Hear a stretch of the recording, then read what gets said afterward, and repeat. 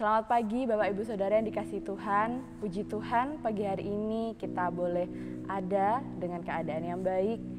Sebentar sebelum kita beraktivitas, mari kita mau mendengarkan renungan firman Tuhan dalam acara Sarapan GPDI Situbondo, Makanan Rohani Bagi Hati. Saudara, kita semua pasti pernah mendengar sebuah kalimat yang mengatakan, seseorang akan menerima balasan atas perbuatannya, entah itu baik ataupun buruk. Kalimat ini memiliki prinsip yang sama seperti sebuah permainan, yaitu permainan bumerang, di mana ketika kita melemparnya di kejauhan, maka pada titik tertentu ia akan kembali kepada kita. Banyak orang di luar sana yang menjadikan ini sebagai pemicu untuk berbuat baik, ataupun untuk memberi kepada sesama, atau mungkin tanpa sadar bahkan ketika melayani Tuhan, hal inilah yang menjadi motivasi dalam pelayanan tersebut. Terkadang hanya karena menginginkan balasan atau berkat-berkat yang akan kita terima, kita menjadikan hal tersebut sebagai motivasi kita untuk melakukan sesuatu. Memang saudara, jika kita mengharapkan hal yang baik akan terjadi dalam hidup kita ketika kita melakukan sesuatu, itu bukanlah hal yang salah. Tapi apakah itu akan menjadi motivasi atau alasan utama dalam kita berbuat baik kepada orang lain? Apakah itu yang akan menjadi motivasi utama kita ketika kita melayani Tuhan? Bagaimana jika dalam kehidupan kita ternyata balasan yang kita terima tidak sesuai dengan apa yang sudah kita kerjakan? Bagaimana kalau ternyata orang yang sudah kita bantu, orang yang sudah kita berikan pertolongan ternyata justru membalas dengan hal-hal yang menyakitkan hati? Atau mungkin kadang kita merasa bahwa berkat-berkat yang kita terima tidak sesuai dengan apa yang sudah kita korbankan dalam pelayanan kita. Karena kita tahu saudara bahwa dalam kehidupan akan banyak hal yang tidak bisa diprediksi, banyak hal yang tidak dapat kita kendalikan, dan seringkali terasa bahwa hal-hal yang kita terima itu seolah-olah tidak layak untuk kita terima. Kalau hal itu terjadi saudara, reaksi apakah yang akan kita berikan? Apakah kita kecewa, marah, merasa sia-sia, atau menyalahkan orang lain, atau bahkan menyalahkan Tuhan? Mari saudara, pada pagi hari ini kita mau membaca di dalam Alkitab, yaitu dalam Lukas 6 ayat 32 sampai 36. Lukas 6 ayat 32 sampai 36. Dan jikalau kamu mengasihi orang yang mengasihi kamu, apakah jasamu? Karena orang-orang berdosa pun mengasihi juga orang-orang yang mengasihi mereka. Sebab jikalau kamu berbuat baik kepada orang yang berbuat baik kepada kamu, apakah jasamu? Orang berdosa pun berbuat demikian. Dan jikalau kamu meminjamkan sesuatu kepada orang, karena kamu berharap akan menerima sesuatu daripadanya, apakah jasamu? Orang-orang berdosa pun meminjamkan kepada orang-orang berdosa, supaya mereka menerima kembali sama banyak.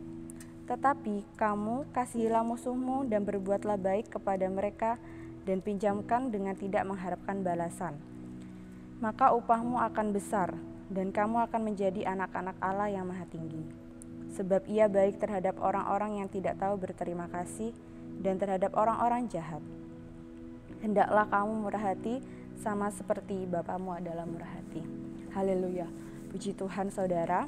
Dari ayat-ayat di atas kita bisa belajar bahwa Tuhan mengajarkan kepada kita bahwa segala sesuatu yang sudah kita lakukan atau yang akan kita kerjakan, kita harus melakukannya tanpa pamrih. Karena hati yang tulus dalam melakukan sesuatu tidak memperhatikan balasan apa yang akan kita terima. Motivasi terbesar yang harus kita miliki dalam melakukan hal-hal yang baik, dalam melakukan pelayanan kita, sudah dijelaskan dalam ayat yang ke-35C dan ke-36. Dikatakan, sebab Ia, yaitu Tuhan, baik terhadap orang-orang yang tidak tahu berterima kasih dan terhadap orang-orang jahat. Hendaklah kamu murah hati sama seperti Bapamu adalah murah hati. Artinya saudara, Allah sudah lebih dahulu melakukan segala hal-hal baik terhadap kita. Kita tahu lewat pengorbanannya itu adalah bukti bahwa Ia memberikan yang terbaik dalam hidupnya untuk kita. Dulu kita adalah orang-orang yang jahat dan berdosa.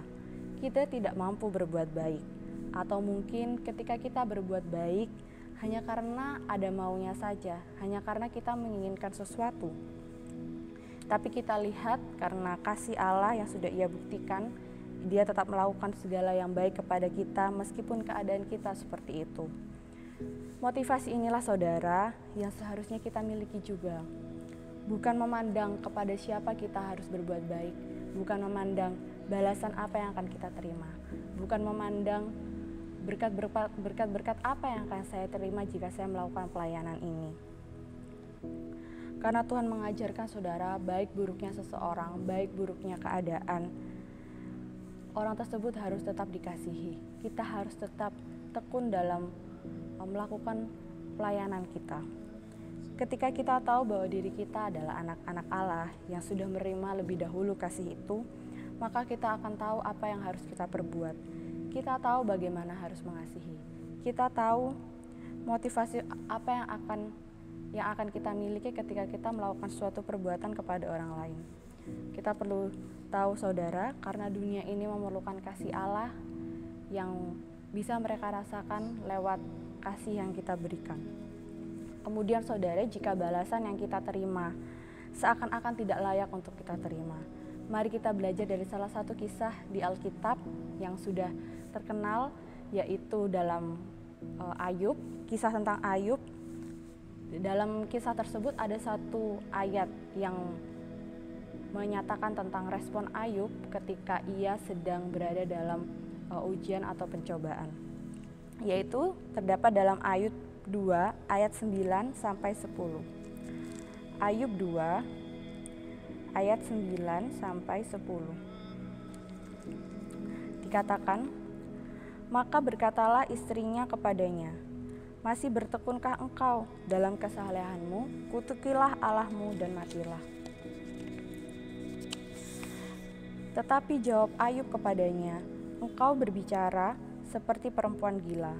Apakah kita mau menerima yang baik dari Allah tetapi tidak mau menerima yang buruk?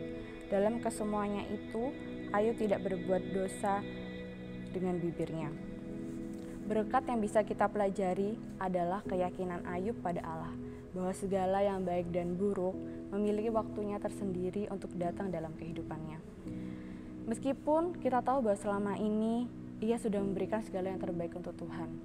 Ia adalah pelayan yang setia, ia adalah hamba Tuhan yang sangat saleh. Kita tahu bahkan Tuhan memuji Ayub di depan iblis. Ia mengatakan bahwa Ayub adalah orang paling saleh di muka bumi ini dan tidak ada orang lain yang seperti dia. Dan kita juga tahu jika Tuhan memiliki penghargaan yang tinggi kepada Ayub, maka ia juga pasti melakukan hal-hal yang baik terhadap sesamanya. Dan ia memiliki motivasi yang baik, motivasi yang benar untuk melakukan pelayanannya itu. Kita tahu walaupun Ayub melakukan segala sesuatu yang terbaik, ujian tetap saja datang dalam kehidupannya. Ia seakan-akan menerima balasan yang tidak baik, yang tidak sesuai dengan apa yang sudah ia kerjakan, tidak sesuai dengan pelayanan yang sudah ia berikan kepada Tuhan.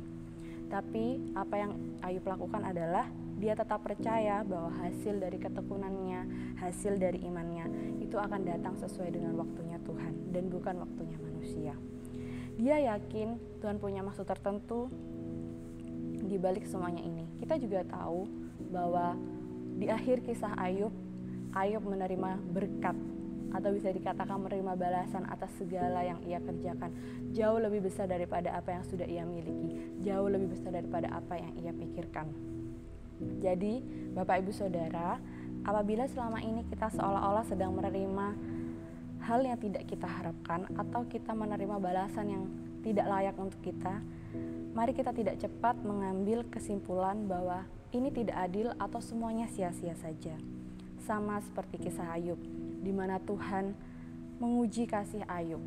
Siapa tahu selama ini kita tidak sadar bahwa Tuhan sedang menguji hati kita, menguji cinta atau kasih kita kepada Allah. melalui orang-orang di sekitar kita, melalui keadaan yang tidak mengenakan. Mari saudara, kita mau mengoreksi apakah motivasi di hati kita selama ini dalam melakukan kebaikan hanya seperti bumerang yang hanya mengharapkan timbal balik dari apa yang kita lakukan, ataukah motivasi kita sudah tulus karena adanya kasih Allah yang hidup di dalam kita. Mari kita bersama-sama minta Tuhan untuk mengoreksi hati kita dan membenarkan, karena ketika motivasi kita sudah benar sesuai dengan apa yang Tuhan mau, maka sudut pandang kita akan berubah juga saudara. Bukan lagi kita termotivasi kepada balasannya, atau kita tidak lagi termotivasi pada berkat-berkat yang akan kita terima, tapi kita termotivasi karena kita tahu perbuatan baik kita adalah bukti kita mengasihi Tuhan yang sudah lebih dahulu mengasihi kita. Sekian renungan yang bisa saya sampaikan hari ini. Selamat beraktivitas, Tuhan Yesus memberkati.